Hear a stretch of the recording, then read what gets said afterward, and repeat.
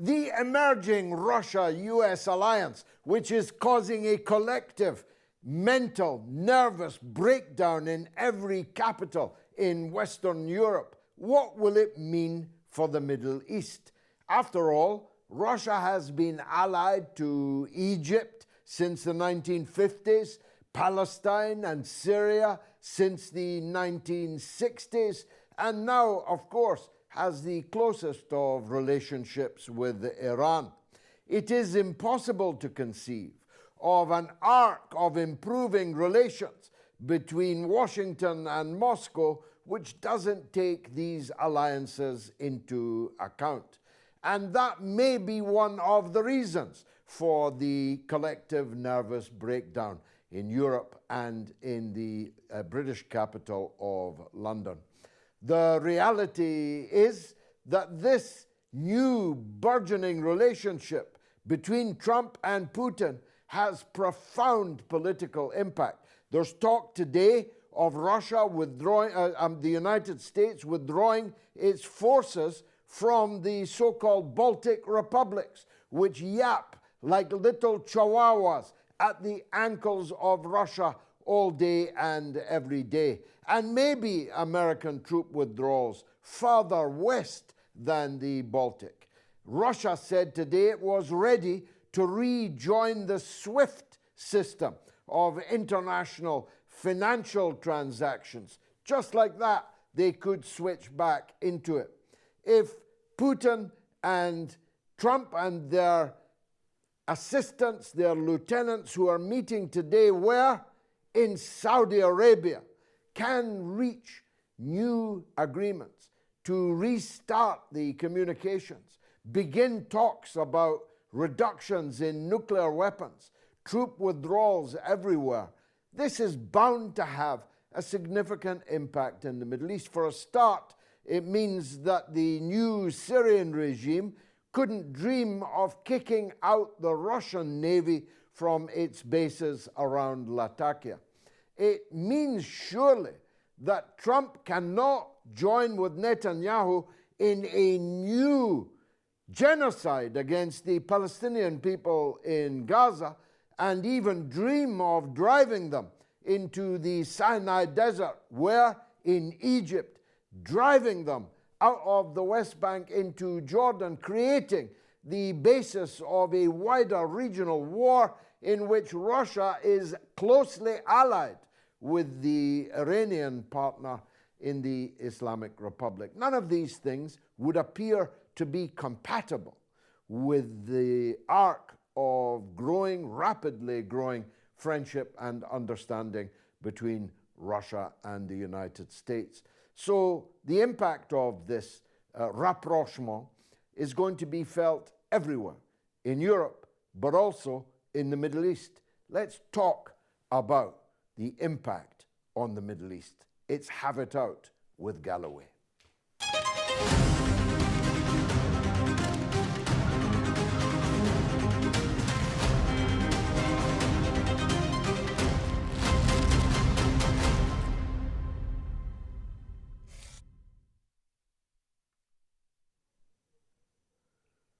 My friend, Professor Dan Kovalik, is a prolific author. I have many of his books on my shelves. He is a broadcaster and analyst supreme.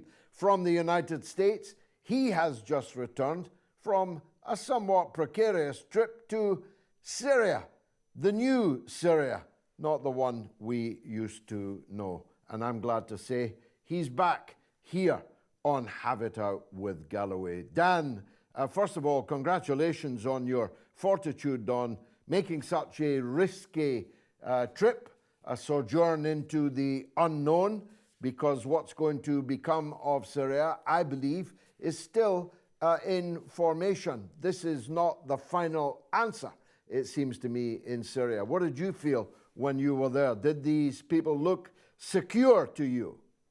This was a group, this HTS, which, as you know, was basically an al-Qaeda offshoot called the al-Nusra Front. They were backed by the West to topple Assad, but I'm not sure they have the capability or even so much the will to rule. They still have 26 different factions and factions within those factions. They don't control all of Syria. Israel's taken over a huge swath of the south. Turkey's taken over pieces of the north. The U.S. is still in the northeast. And even within areas that are not taken over by, foreign troops, places like Palmyra where ISIS now controls, and ISIS and Al-Qaeda had a split some time ago. So it's a bit like the Wild Wild West, and people are very nervous about what the future holds. Gillani, the self-appointed president, who said there won't be elections for at least 4 years, maybe 5, he has yet to address the people. He's been in power now for a couple months. He's met with all sorts of foreign dignitaries, but he has yet to address the Syrian people. Because again, this group is not of the Syrian people. Let's remember that, George. This is a group that a third of their fighters are foreign fighters. They were backed by the West, armed by the West, and based in one province in Syria called Idlib. So this is not some broad-based movement. This was not the product of a broad-based revolution. And so I do think they're going to have trouble holding on to power. And already there are pockets of resistance growing against the new government. He can't address the people, let me tell you, because he doesn't speak with a Syrian accent, which will become very clear in the first sentence of any public address. But leaving aside the shambolic nature of a 26-faction coalition, most of them from foreign countries, from Turkomen, Chinese people, people from other parts of the Middle East entirely, from the Maghreb, for example, Algerians, all kinds of foreign fighters are part of this ruling coalition. The sudden change in atmosphere between Russia and the United States is bound also to have its effect, isn't it? For example, any dream that Gillani might have had of asking the Russians to leave their naval assets on the coast around Latakia must now be a nightmare for him, because he's unable to put the arm on Russia because his American supporters won't like that now. That certainly seems to be the case, and he's not making a move for them to leave, and they do appear to be staying. I think you're correct that while certainly the relations with Syria will not be the same as they were with Russia, as you say, they were very strong dating back to Soviet times. They're not going to have that type of warm relationship. At the same time, they do not seem eager to get rid of the Russians in the same way they were willing to get rid of the Iranians. The Iranian embassy is now empty. It's been trashed, which I witnessed myself. The Iranians are persona non grata. That's not true of the Russians. I think Gillani realizes he has to play ball with Russia.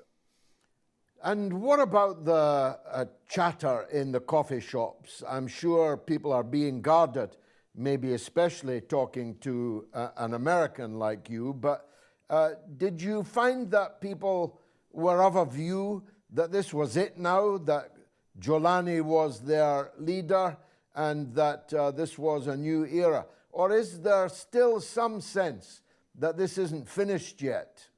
I think there's a sense it's not finished yet. First of all, it's my sense that most people are not excited about the new government. I'll give you some examples. I met, and I, by the way, I can't give names or even identification of people because they're very afraid, and I have to point that out, especially religious minorities like Christians, Alawites, Shia. Many talk to me off the record. So I talked to a Christian cleric who himself was very wary about Gillani. He believed that Christianity was at stake in Syria because of Gillani. He made the statement that this group HTS, he said, the U.S. brought us this group, they can take them. And he gave examples of Christians being whipped and repressed in different ways. And you might recall, George, I'm sure you do, that one of the battle cries of these militants, these anti-Assad militants, was Alawites to the grave, Christians to Beirut. They wanted to kill the Alawites and remove the Christians from Syria. And that seems to be, to some extent, taking place. There are massacres of Alawites, particularly in homes. I did talk to Alawites who are living in great fear. There have been a number of kidnappings, particularly of women, by the way, female Alawites, and it's presumed because they don't wear the hijab. Then the women are found dead later. And so there is a sense of terror among certain sectors of the population, again, particularly the minority groups. But even amongst everyone else, again, there's just a sense that the future is unclear. It is unclear if this government stays in power, what the nature of that government's really going to be, and whether that government is even going to stay in power. So I would say that there is some hopefulness, particularly that sanctions will be lifted. And these sanctions, as you know, George, have just devastated this country. It prevented reconstruction. There's whole towns like Jabbar that I visited that look like Gaza right now, right? That are completely devastated. People want the sanctions lifted. So there's some hope that might happen. At the same time, people don't know what this government's going to be or whether it's going to last. Now, speaking of Beirut, the Israelis say that they're not observing the terms of the ceasefire agreement. They are going to remain in what they call strategic vantage points, 4 of them in Lebanon. A dramatic shift from the Lebanese president, who just days ago was shaking hands with the American envoy and sounding as if he was buying the whole American-Israeli plan for Lebanon. But now he's saying Israel must leave, and if they don't, there'll be trouble, essentially. What's your take on Lebanon? Yes, first of all, it has to be pointed out that the new president of Lebanon was handpicked by the United States. He's there unconstitutionally because he was an active general at the time he became president, which is against the Constitution. And you're right, initially he was really laying down for the West and for Israel in particular. I actually got to South Lebanon on this trip, and Lebanese forces were actually preventing Lebanese people from returning to the South, right? They were basically doing the bidding of the Israelis. As you say, he is changing some tune, as he must, to continue to have support of the Lebanese people, that he wants Israel to go. But in the end, if Israel goes, it's not going to be because of the Lebanese military. It's going to be because of Hezbollah. They're the ones who really defend Lebanon and the border. They will be the ones to force Israel out. But in the meantime, I am fearful that this ceasefire may end because it means more devastation for the Lebanese people, more attacks against Beirut and other towns. So I certainly don't wish for that. But something has to be done because Israel continues to kill Lebanese in southern Lebanon, continues to demolish homes in southern Lebanon, continues to occupy southern Lebanon. And that just, it can't be permitted. Now, you've returned to a United States, which I'm sure to your surprise, is now led by people who want peace, at least in Europe. And are declaring an end of the Cold War with Russia. Lavrov and his American counterparts are meeting in Saudi Arabia. The green shoots of a new Russian-US, if not alliance, then friendship, appear visible. How do you feel the Americans are going to take that? Oh, it's very interesting, George. First of all, me as an American, I couldn't be happier. I see Russia as a historic friend of the United States going back to the Revolutionary War. Russia supported us in that. They supported the Union in the Civil War. Of course, they did the lion's share of the work defeating Nazi Germany. So I support that friendship. The interesting part, George, is that things have flipped in the United States. It used to be liberals who would welcome peace with Russia. Now it's the conservatives. It's the MAGA crowd who want peace with Russia. And it's the liberals who are mocking Trump for trying to make peace with Russia. It's a really crazy situation in that regard. Although the polls do show that only a very low percentage of Americans view Russia as our enemy. I mean, the propaganda in the end has failed. I think most Americans in the end, of course, will be happy not to have war with Russia, not to be at odds with Russia, another nuclear power. Of course, any true confrontation with Russia could result in nuclear annihilation, and no one in their right minds wants that. I think in the end, people will be happy with this. And as I said, I could not be happier. I did not vote for Trump. I voted for Dr. Jill Stein. But if Trump brings peace, I support it. I don't care who brings it, you know. You should try being here in Europe, Doctor. I've spent my whole life trying to foment an uprising against American diktat on the European continent. And now I've got one. The problem is, it's the Europeans that are wrong and the Americans that are right. This is the era of political cross-dressing, is it not? Well, it definitely is, George. But you know what the good news is? And I think you'll agree with me on this. I think the days of NATO are numbered. Because of this, I think there will be a huge rift between the U.S. and Europe, and that will be good for Europe. Amen. It's time that Europe puts on its big boy pants and goes its own way, because the U.S.-European alliance ain't helping Europe. No, and in fact, your vice president, J.D. Vance, sent them into mass hysteria in his speech in Munich, but actually not a word, or hardly a word, of his speech was wrong. And vast numbers of people in Europe agree with it. Yes, of course they do, because this hyper-militarism that people like Joe Biden promoted, like Tony Blair had promoted over the years, and the Labor government now promotes, and the German government promotes. The people don't need that. They don't want that. It's not helping the people. It's hurting them. And so it's not surprising that the people in the U.S. are rebelling against it. Again, it's not the cast of usual suspects who's rebelling against it. It's the more conservatives, but still. And interestingly, it tends to be, as far as I can tell, conservatives in Europe are rebelling against it as well. Again, I think this age of a confrontation with Russia has to end. These sanctions against Russia have to end. I myself would like to be able to fly from New York City to Moscow, as I used to be able to do.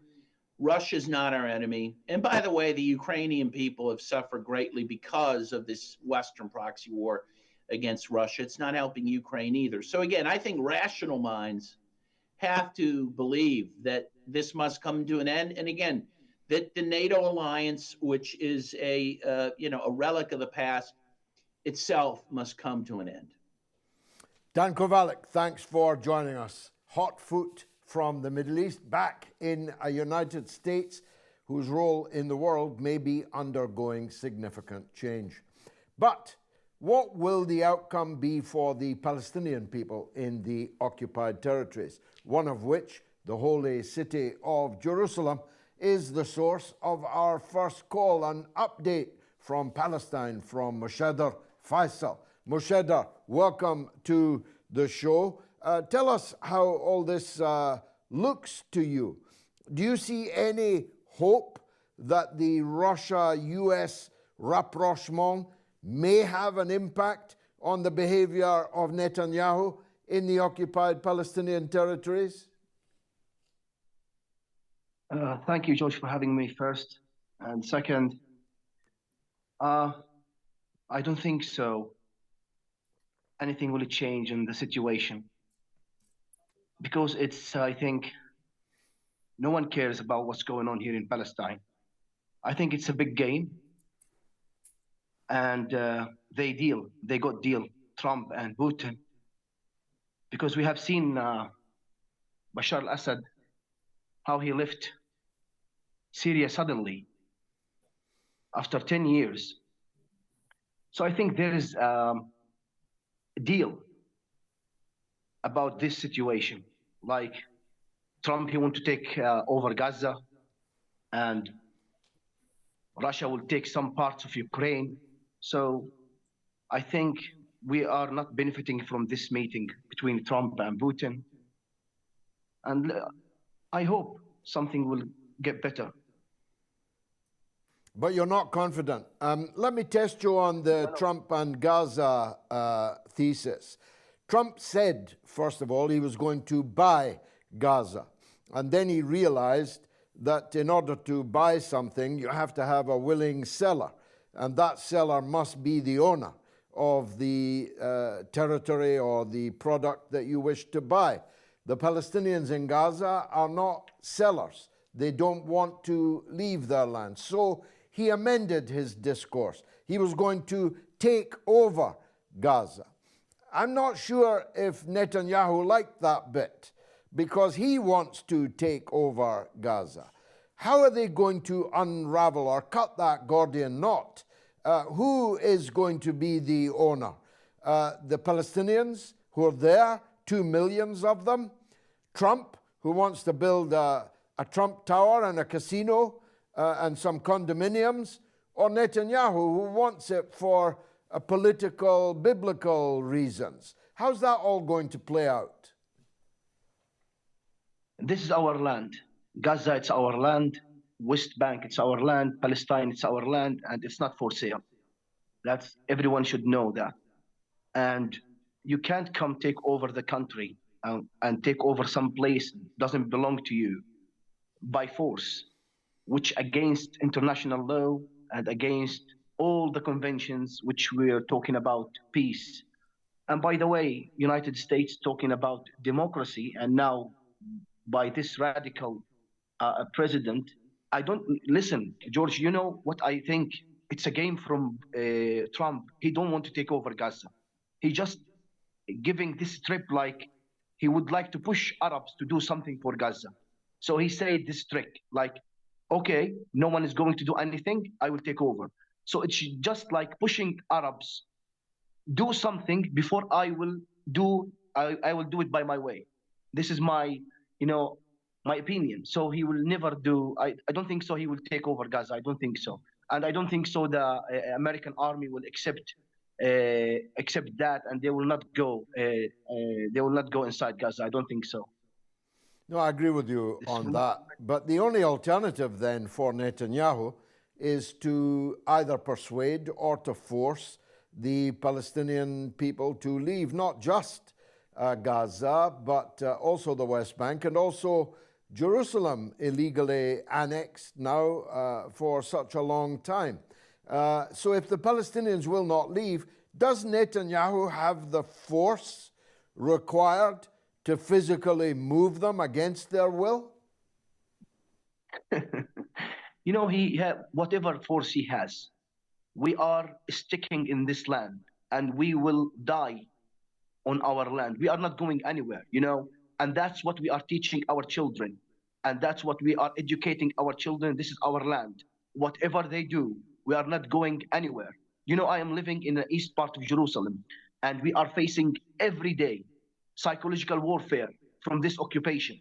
Like they are putting, checkpoints every 100 meters, you will find a checkpoint just against Palestinian people. There is specific roads for Palestinians and there is specific roads for Israelis. So they put the checkpoints on the Palestinians' roads. So to frustrating them, to make them to put the pressure on them to leave the country. But whatever they do, believe me, George, we are not going anywhere. That's it. Fascinating to get a report. I told some of my friends in Gaza, and they told me the same. They told me, let's Trump say whatever he wants, and let's Netanyahu say whatever he wants. This is our land, and that land paid a lot of blood. We are not going to let this blood go away by just leaving our land. We will stay here. We will stick to this land. This is our land, and this is our grandfather's land. We are not going anywhere.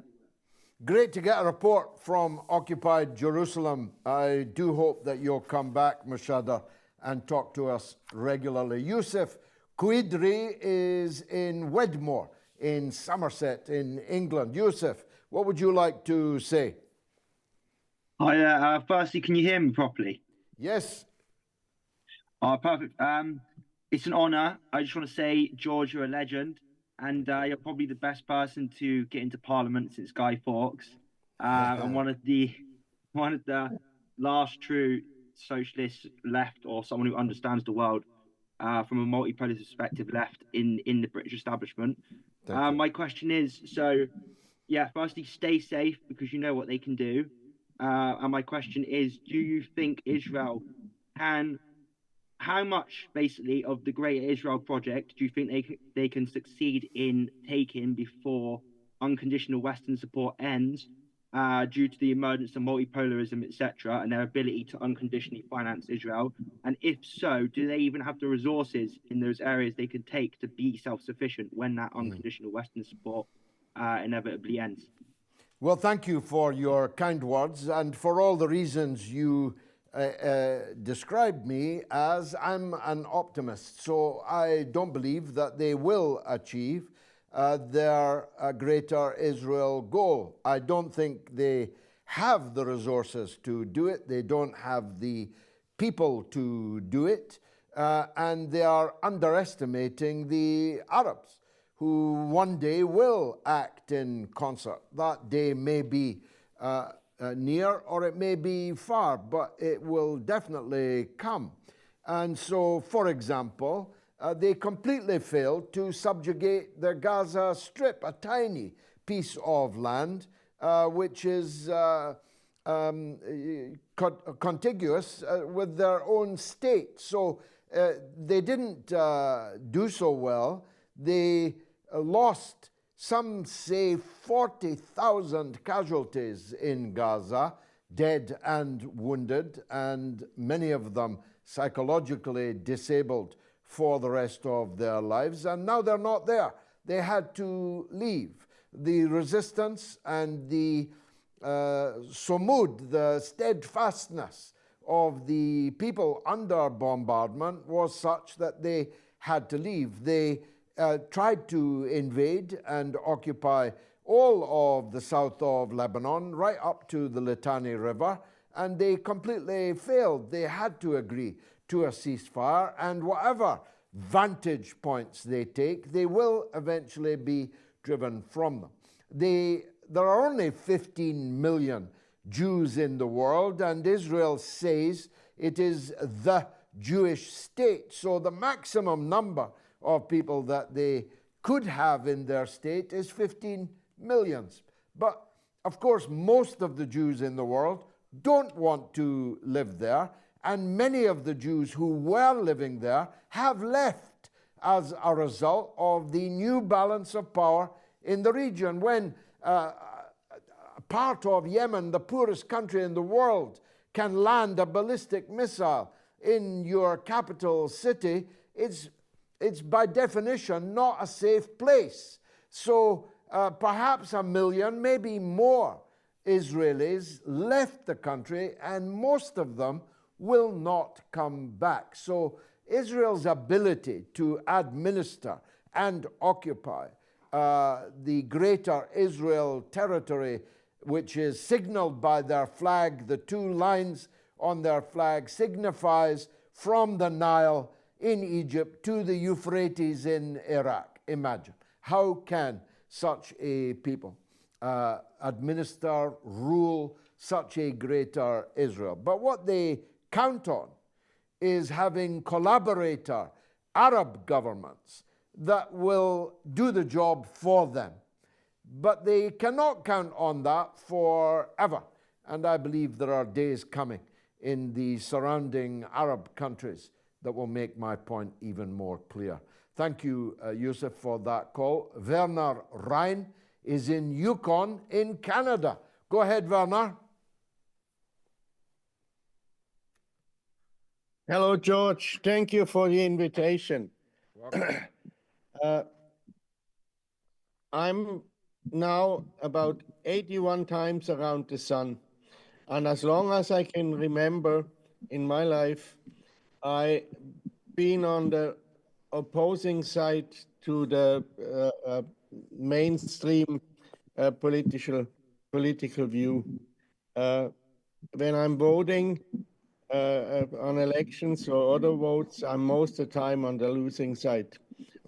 But lately, there is light at the end of the tunnel. Finally, Trump and Putin are speaking together. So this, I think, will really help. I got kicked off of Facebook because I put your show and other shows like from Jeffrey Sachs, Scott Ritter, Judge Napolitano, and other ones of that caliber on Facebook, and they kicked me off. I tried twice to establish it on Facebook. They found me and they kicked me off again. So, but like I said, there's a light on a tunnel. Finally, people start speaking to each other. Having a war and killing each other does not help nobody, except the ones who can make money on it. So I think what you are doing is really helping the world to get the message out and expose the political criminals on this earth. So I'm very supporting. I'm very touched, Werner, and your day will come. 81 years is nothing. May you go around the sun many more times. And I believe that that every dog has its day, and our day is coming. I am irredeemably optimistic about that. I believe that the internal contradictions of the imperialist West are simply irreconcilable, and that the last days of empire are the days that we are living in. And it's wonderful that a man in a cabin in the Yukon is linked up with all the other people on this show and all the other people who will watch it. That light at the end of the tunnel is indeed the sun rising. Let's go to Manchester in England, where Faiza Abbas wants to have her say. Faiza, welcome. Thank you so much. I'm really honored to be on your show. My question to you is very basic, is related to why does Trump want to take over Gaza, and under what ethical and other laws he has this right to do, for instance, and where does Israel fits in Trump's plan for the evacuation, and what special power US has to attack any country, but other countries doesn't have any power to think independently, do something for themselves or decide for themselves, for instance.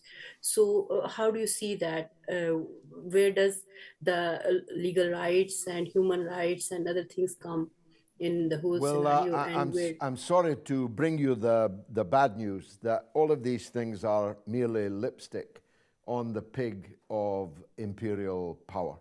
They wanted to give themselves an image, perhaps a self-image, of being democratic, of being legal. They invented this phrase called the rules-based international order, where in fact they invented the rules in order that they could rule the international sphere. They wrapped it up in pretty paper.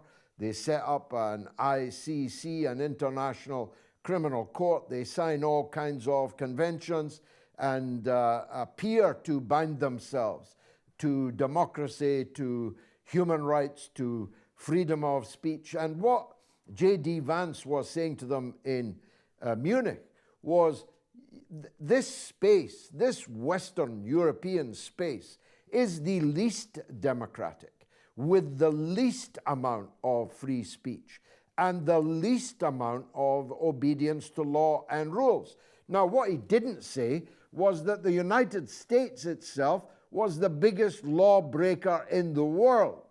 He might say, well, that was under previous management. We'll see about that.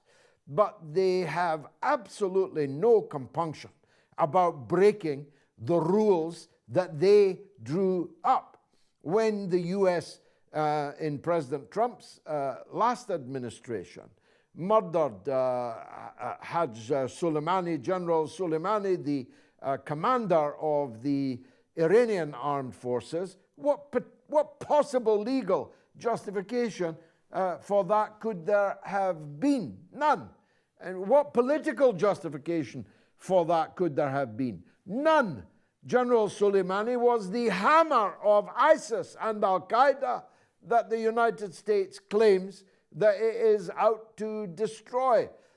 When the President of the United States tells Denmark, its NATO ally, that it's going to take from them the huge expanse of Greenland, when the United States tells Canada, a British Commonwealth country, that it's going to become the 51st state of the United States of America, what possible legal justification for that could there be? And ditto the plan for the Gaza Strip.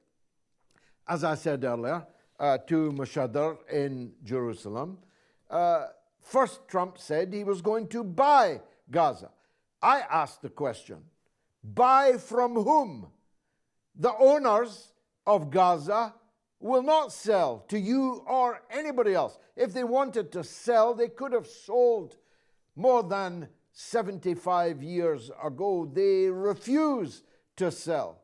So if you're going to buy, you need a seller, and there is no seller of that land in Gaza. So then he said he was going to take it over. But I agree with Mashadr. He has no intention of taking it over. He's thrown a huge stone into the pond, and he's waiting to see how far the ripples go and where they end. I don't know where they'll end. If I knew, I'd tell you. But I have no idea what the next stage of the Palestine story will be. But one thing I am sure of, the Palestinian people will never surrender. And hundreds of millions of good people around the world will stand with them as they refuse to surrender. Let's go to Spain. Lorena Cervantes is in Vigo in Spain. Lorena, what would you like to say? Hello, Mr. Galloway, and thank you, first of all, for mentioning Qasem Soleimani. He's definitely one of the heroes of the anti-imperialist struggle. I'm representing the anti-imperialists channel in Spain, and you know that in Spain we have a government coalition of progressive, sort of left-wing parties. They have never said anything about Biden's genocide. They have never said anything about Zelensky having inside the Ukrainian army people like the Azov battalion and the brigades of Nazi and fascist groups. They never said anything about that. But now they are very worried with Trump, and they are very worried of Putin.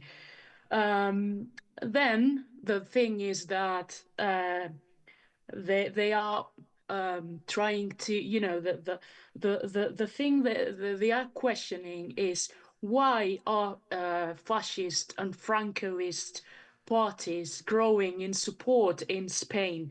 Well, my answer to this question is that when the left wing and what should be the socialist left is abandoning working class communities and focusing on other things, postmodernism and those things, it is essential that the working class communities turn to an alternative. And the alternative right now, as the left is forgetting about these communities, is becoming, in Spain, the far right. So do you agree with me that this progressive left is the one who is creating, the breeding ground for Francoist alternatives? I agree with you entirely. You say that was your answer. It's also my answer. The turn away from class politics towards minority identity politics issues is the moment that the so-called left parties left the whole environment, the whole universe that was their historic responsibility to represent. And if the so-called progressives will not represent them, other people will make base and basic appeals to them on the grounds of nativism, on the grounds of chauvinism, xenophobia, and Islamophobia and racialism, and will pretend to have an answer to the problems of the masses. They don't actually, as can be seen from the performance in government of the formerly fascist power in Italy, for example. The Prime Minister of Italy was regarded with fear and terror in Brussels before she took office, but she's turned out to be just like all the rest. And the same will be true in France. If Le Pen, for example, were to come to power in France, she will be just like all the rest. Ditto the AfD in Germany, which is no alternative at all. Of course, on issues like the Ukraine war and relations with Russia, she would have something in common with us. But on all the other matters, Israel-Palestine, for example, the AfD are even more fanatically pro-Zionist, pro-Netanyahu than the governing parties in Germany. So all of these right populists, these so-called national populists of the right, who were meeting in Vienna just a day or two ago, all of them, every single one of them, talks big but acts small, and they have no answer to the problems of the mass of the people. That means neither the traditional left nor the alternative right will really solve the problems of the masses. That's where people like me, I hope, come in. We are going with the grain of the culture of the British people. We shun identity politics. We refuse to try to generate a kind of self-hatred amongst our people. We are proud of our language. We are proud of our culture. We are proud of the role that our country has played at significant moments of international politics and history. For example, in 1940 and 41, our refusal to surrender to Nazism meant that there was a Second World War for the Red Army to win in Berlin in 1945. We're proud of that. We're proud of our engineering expertise and achievement. We're proud of our science base. We're proud of our great and ancient universities and schools. We refuse to hate ourselves to satisfy some kind of fetish of self-hatred of the so-called modern left. But we will never support the domination of the poor and the weak by the rich and the strong, neither in our own country or globally in the world. Let me go south to South Africa, where Bokam Selemakro is in Soweto, a place I know so well. Bokam, welcome to the show. First time from Soweto. Hey, Judge We've Galloway. had someone. Go ahead. Yeah. Right now I'm in Pretoria. I wanted to ask if the Arab leaders will allow Donald Trump to displace the Palestinians, or will refuse on that, or do you see them going to accept the deal that he's proposing on the table? Well, I have less faith in Arab leaders even than I do in Western leaders. So if it's left up to them, I wouldn't be able to answer you positively. But I am able to answer you positively because it will not be left up to them. If I take just two examples, and there are many I could take, The Hashemite kingdom of Jordan could not survive the mass transfer by force of millions of Palestinians on the West Bank. Driving them from the West Bank to the East Bank of the River Jordan would be the end for the monarchy. It would be the end for the entire political system in the Hashemite kingdom of Jordan. And therefore, they cannot do it. And although he was blinking and ticking and shaking and shivering in front of Donald Trump in the Oval Office just the other day, the king will undoubtedly have made clear to the Americans behind closed doors that if you allow Netanyahu to do this, you can kiss your ally Jordan goodbye. Jordan will be an entirely different country with an entirely different system if you allow that to happen. And so I don't believe that it will happen. General Sisi, or President Sisi, as we are now supposed to call him, is in the same situation in Egypt.